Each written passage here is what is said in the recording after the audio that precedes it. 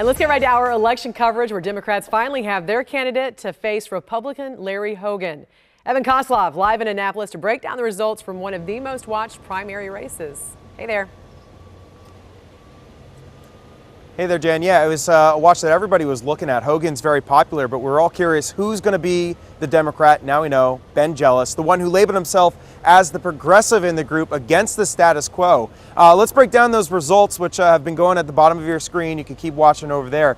He brought in about 40% of the vote compared to Rashern Baker, brought in just about 30%.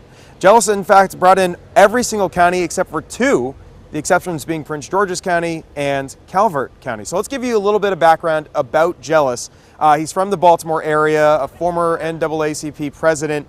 He was actually embraced by Bernie Sanders, and he had some really Bernie-like policies like universal health care, debt-free college. Here he was talking last night after the big win.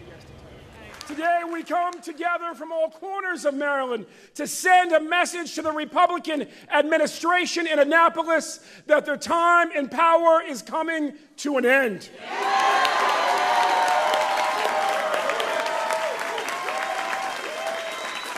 Voters in Maryland now have a clear choice.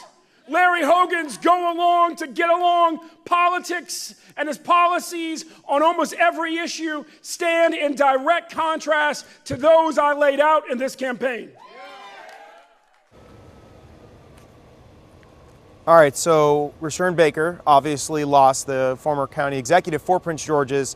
We want to let you guys listen to what he had to say as well after his loss. Well, our work is not done.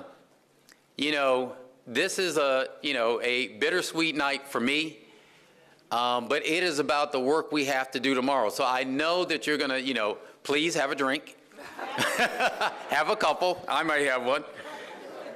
Because tomorrow we have to do the work of making this state better. Okay, so Baker's saying he's going to stay involved and back Jealous now.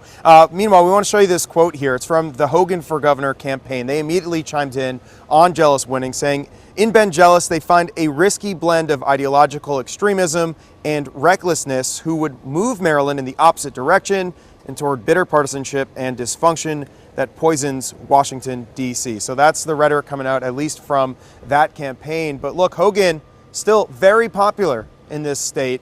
And so it should be interesting to see how this race goes in November.